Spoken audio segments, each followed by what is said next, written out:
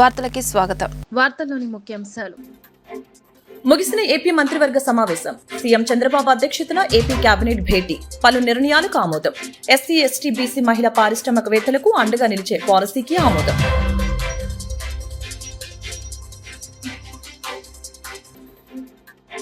విజయసాయిరెడ్డికైనా మరెవరికైనా విశ్వసనీయత ముఖ్యమని మాజీ సీఎం జగన్ వెల్లడి. భయపడో రాజీపడో వెళ్లిపోతే ఎలాగని జగన్ ప్రశ్న. 5 ఏళ్లు కష్టపడితే మన సమయం వస్తుందని వ్యాఖ్య.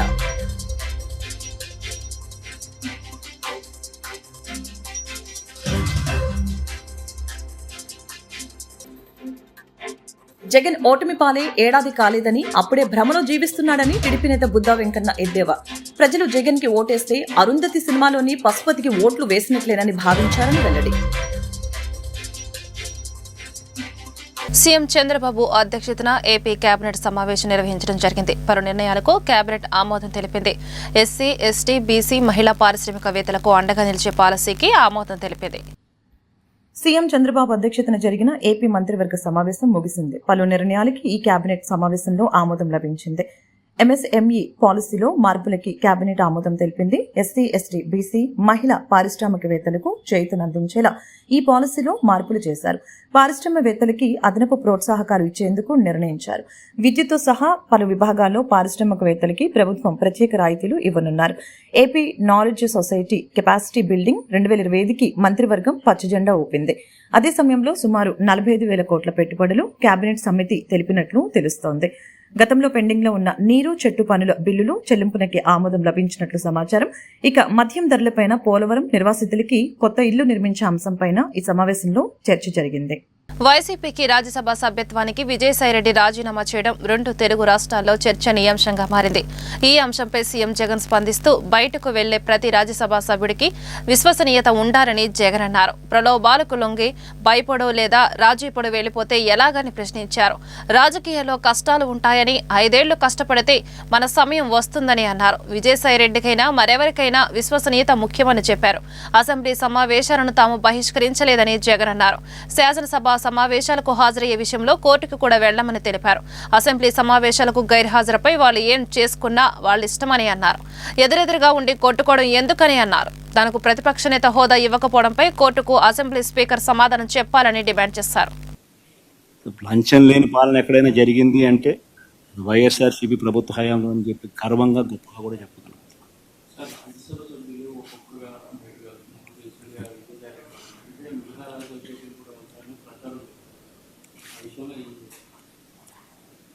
బేసిక్లీ ఒకటి గుర్తుపెట్టుకోవాలి,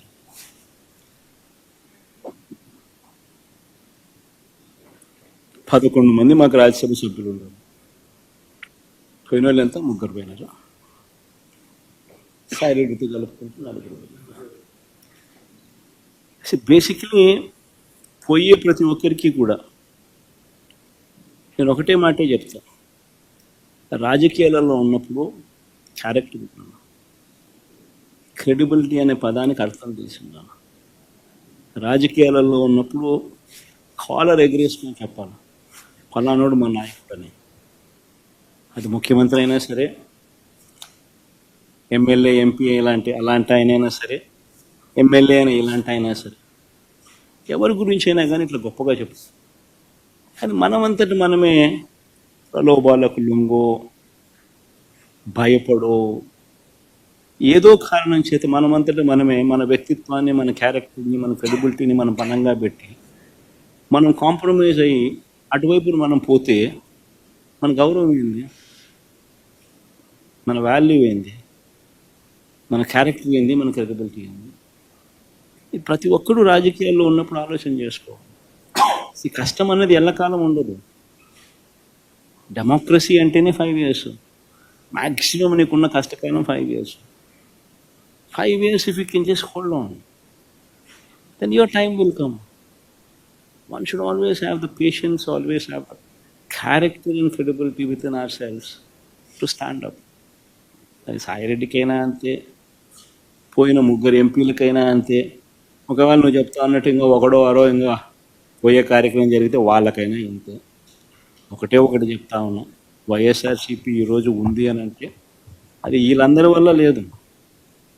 వైఎస్ఆర్సీపీ ఈరోజు ఉంది అని అంటే దేవుడి దయ, ప్రజల ఆశీస్సుల వల్ల వైఎస్ఆర్సీపీ ఈరోజు ఒక లీడర్గా మనం ప్రవర్తించి. జగన్ ఓటమి పాలై ఏడాది కాలేదు, అప్పుడే భ్రమల్లో జీవిస్తున్నాడని, ప్రజలు జగన్ కి ఓటేస్తే అరుంధతి సినిమాలోని పశుపతికి ఓటు వేసినట్టేనని భావించారని, కూటమి ప్రభుత్వాన్ని ఎన్నుకొని సంతృప్తిగా ఉన్నారని టీడీపీ నేత బుద్ధా వెంకన్న స్పష్టం చేశారు.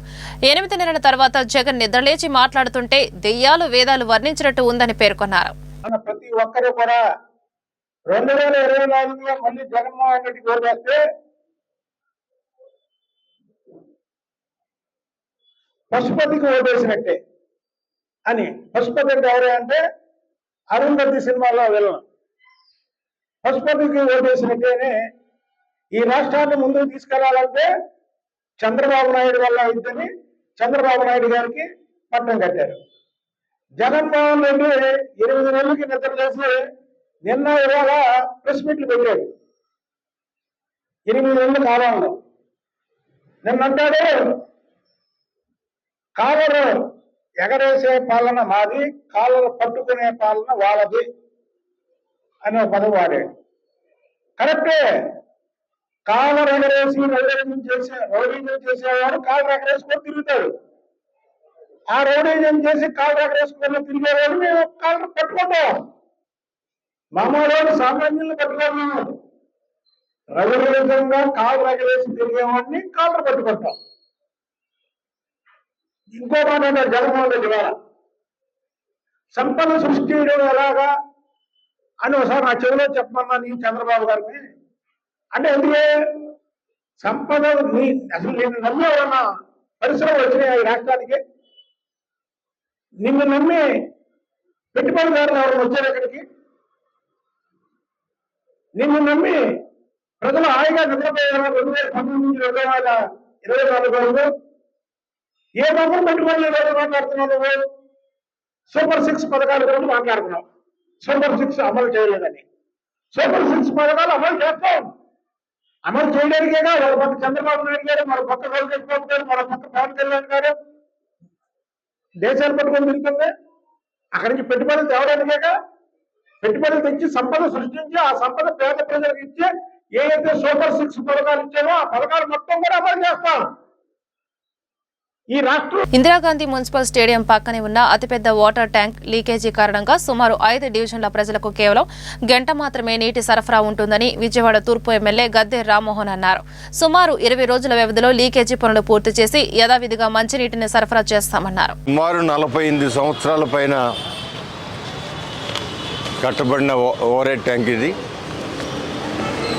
దాంట్లో లీకులు అవటం వల్ల ఆ లీకులను అరెస్ట్ చేయడానికి వాళ్ళు సుమారు 1 నెల సమయం కావాలని చెప్పి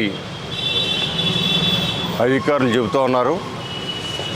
దీనివల్ల ఇప్పుడు 7వ డివిజన్ కానివ్వండి, లేకపోతే 8వ డివిజను, 19వ డివిజను, అదే సెంట్రల్ నియోజకవర్గంలో 24 సర్కిల్ 2లో 24వ డివిజను, ఈ 4 డివిజన్లు నీటి కోసం ఇబ్బంది పడే పరిస్థితి వచ్చిన సందర్భంలో 10 సంవత్సరాల నాడు కట్టిన ఆ ఓవర్ హెడ్ ట్యాంకు ద్వారా వాళ్ళకి నీళ్ళు వెళ్ళే మనుషులకి వీళ్ళకి నీళ్ళు వెళ్ళేదానికి కూడా 2 పూటలు అడ్జస్ట్మెంట్ చేసి పబ్లిక్కి వీలైనంత సౌకర్యంగా నీళ్ళు ఇవ్వాలని చెప్పి నిర్ణయం కూడా తీసుకున్నారు.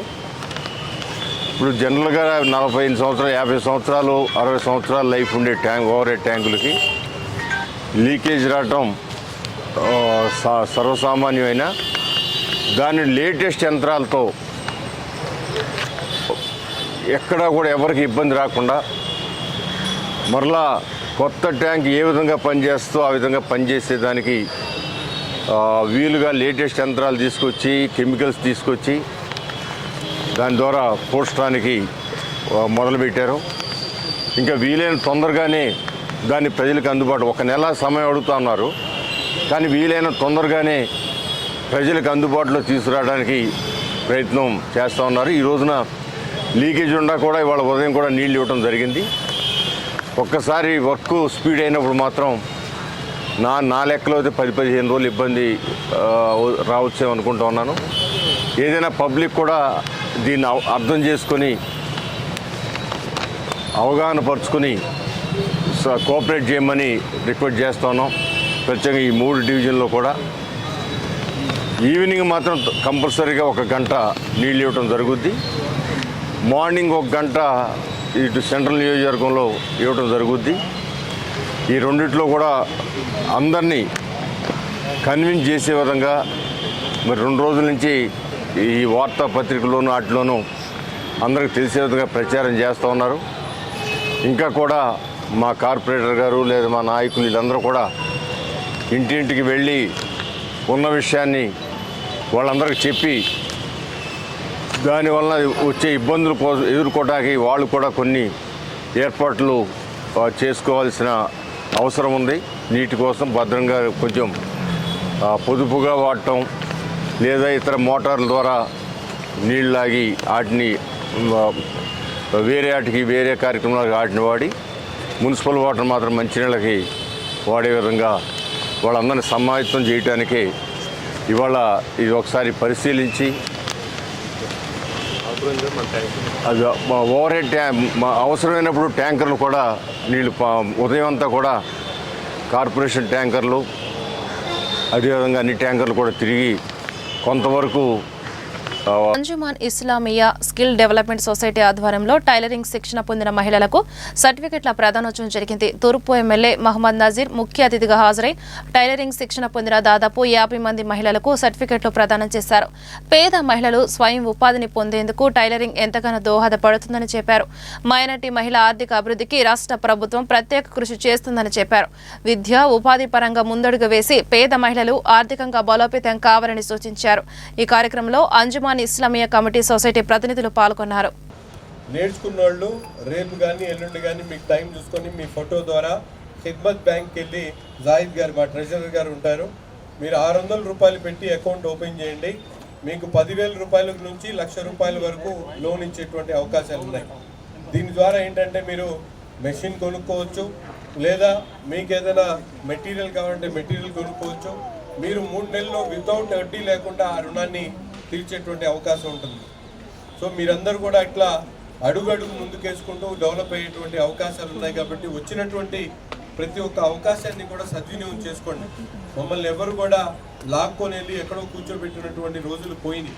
సొంతగా ఆలోచించుకొని మీ కాళ్ళ మీద మీరు నిలబడి మీ వర్త్ని మీ కెపాసిటీని నిరూపించుకోవాల్సినటువంటి అవసరం ఎంతైనా ఉంది. ఈరోజు మాట్లాడమంటే మొదట్లో ఎవ్వరు రాలేదు. అదే మేము లేకుండా ఉంటే మీరు అందరూ మాకన్నా ఎక్కువ మాట్లాడతారు. కానీ ఈరోజు అవసరం.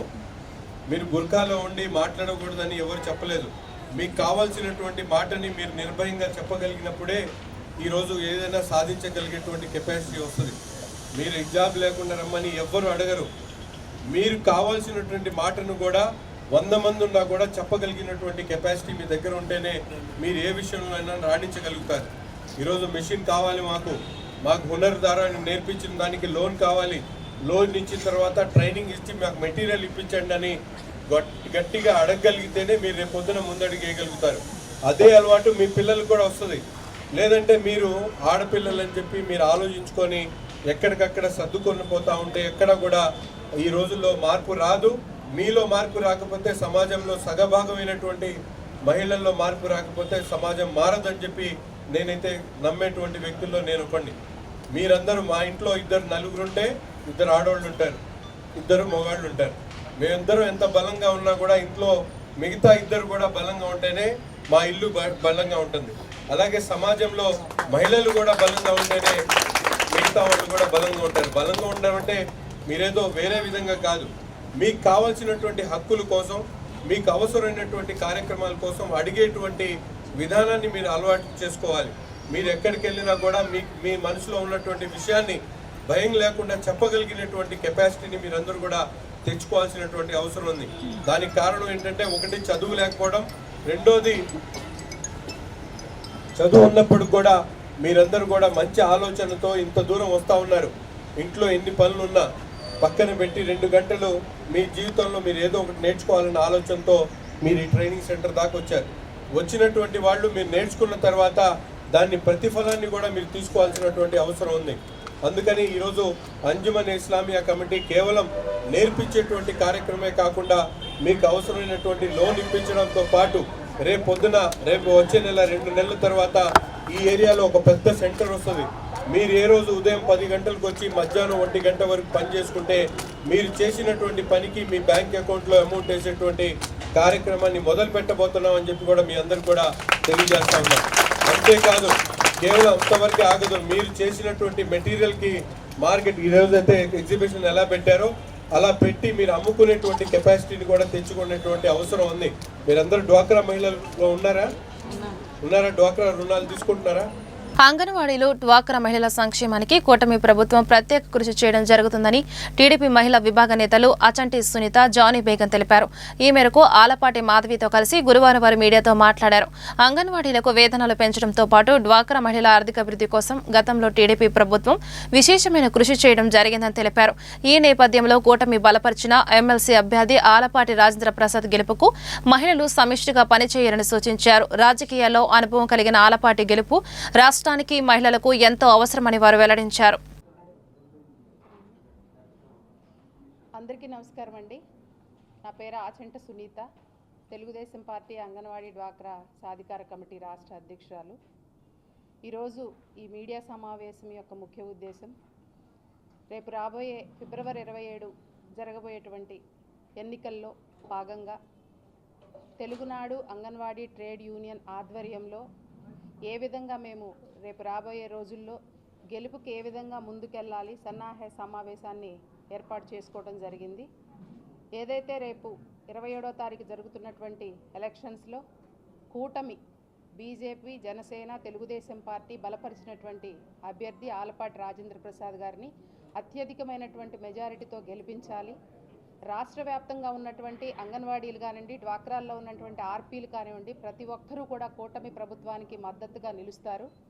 అలాగే కృష్ణా, గుంటూరు జిల్లాల్లో కూడా మేము అన్ని ప్రాజెక్ట్స్ని కూడా కలవటం, అంగన్వాడీ టీచర్స్ని కూడా కలవటం జరిగింది. తప్పకుండా ఏదైతే రాష్ట్ర వ్యాప్తంగా 1,10,000 మంది అంగన్వాడీ వర్కర్స్ కానీ హెల్పర్స్ కానీ ఉన్నారు, అందులో గ్రాడ్యుయేట్స్ అందరూ కూడా తప్పకుండా మంచి ప్రభుత్వానికి, కూటమి ప్రభుత్వానికి మద్దతు ఇచ్చేదానికి ముందుకు వచ్చినటువంటి పరిస్థితి. ఎందుకంటే అంగన్వాడీలు అంటేనే చంద్రబాబు నాయుడు గారికి మానసిక పుత్రికలు. ఎప్పుడూ కూడా వారి యోగక్షేమాల కోసం పాటుపడుతూ ఉంటారు. ఏదైతే 2,000 రూపాయలు ఉన్నటువంటి జీతాన్ని 10,500 వరకు చేసింది చంద్రబాబు నాయుడు గారు, తెలుగుదేశం పార్టీ ప్రభుత్వం మాత్రమే. అధికారంలో ఉన్నా లేకపోయినా అంగన్వాడీల సంక్షేమానికి నిరంతరం కృషి చేసే తెలుగుదేశం పార్టీ. ఏదైతే గత ప్రభుత్వంలో ఏ విధంగా అంగన్వాడీ వర్కర్స్ ఎన్నో ఇబ్బందులు పడ్డారు, 43 రోజుల సమ్మె కాలంలో ఎస్మా ప్రయోగించి ఆడ మనుషులని కూడా లేడీస్ని చూడకుండా, కనీసం ఆడ పోలీసులు కూడా లేకుండా వాళ్ళని ఏ విధంగా ధర్నా టైంలో కొట్టి బూటుకాళ్లతో తరినటువంటి పరిస్థితి రాష్ట్రంలో చూసినటువంటి పరిస్థితి చూసాం గత ప్రభుత్వంలో.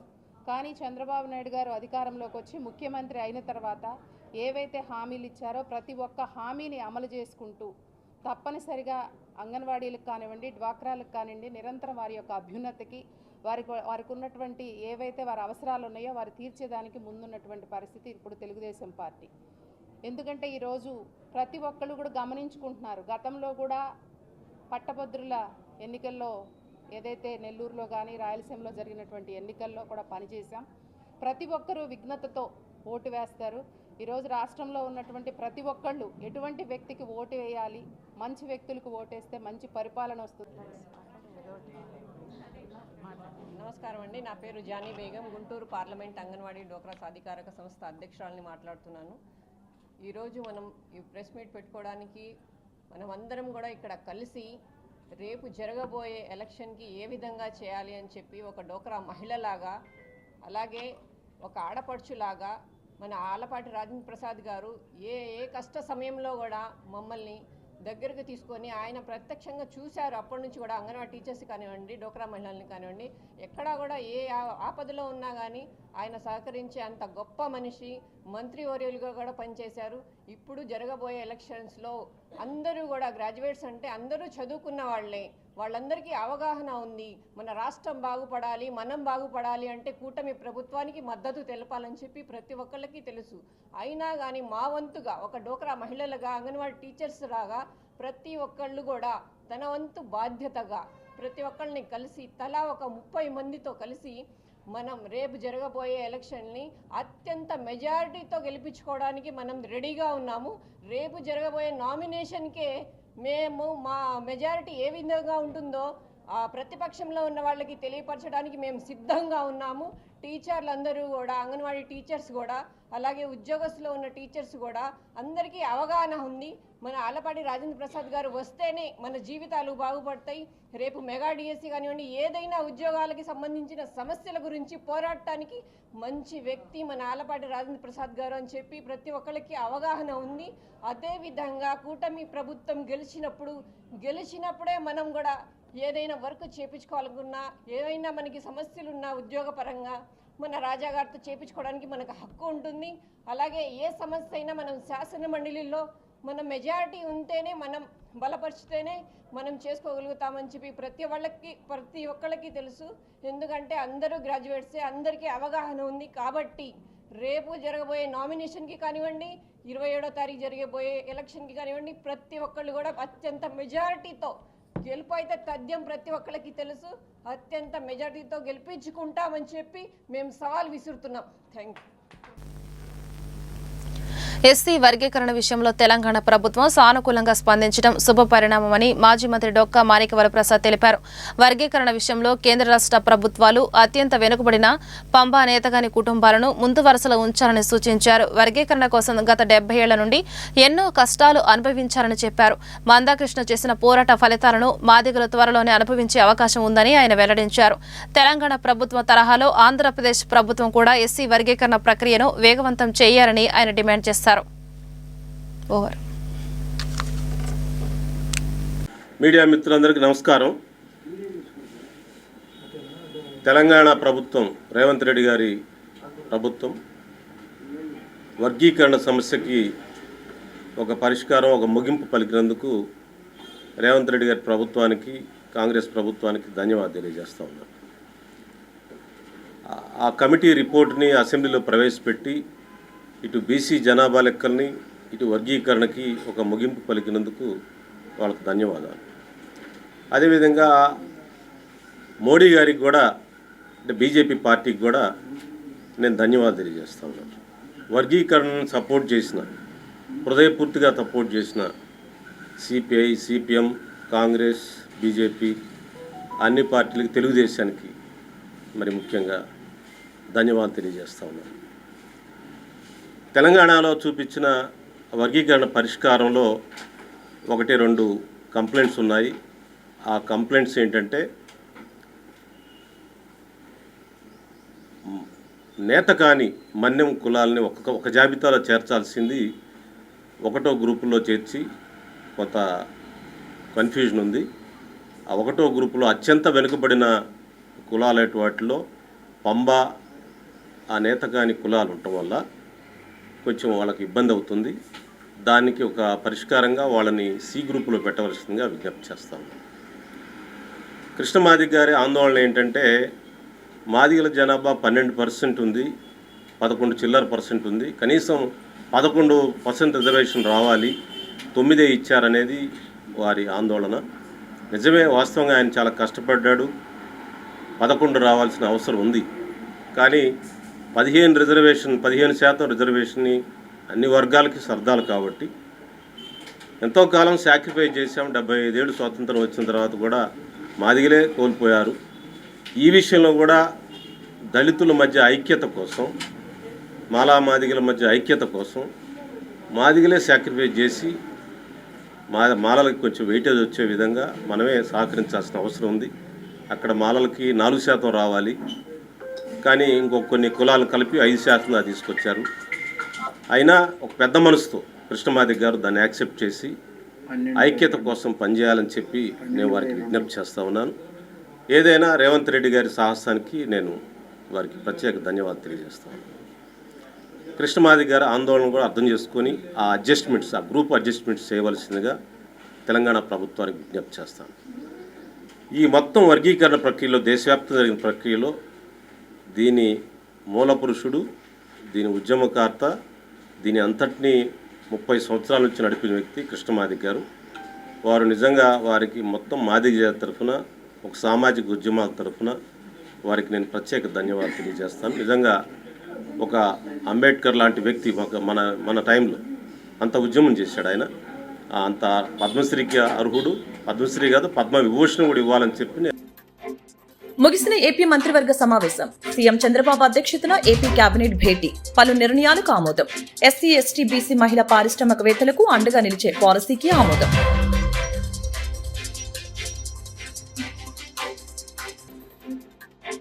విజయసాయిరెడ్డికైనా మరెవరికైనా విశ్వసనీయత ముఖ్యమని మాజీ సీఎం జగన్ వెల్లడి. భయపడో రాజీపడో వెళ్లిపోతే ఎలాగని జగన్ ప్రశ్న. 5 ఏళ్లు కష్టపడితే మన సమయం వస్తుందని వ్యాఖ్య.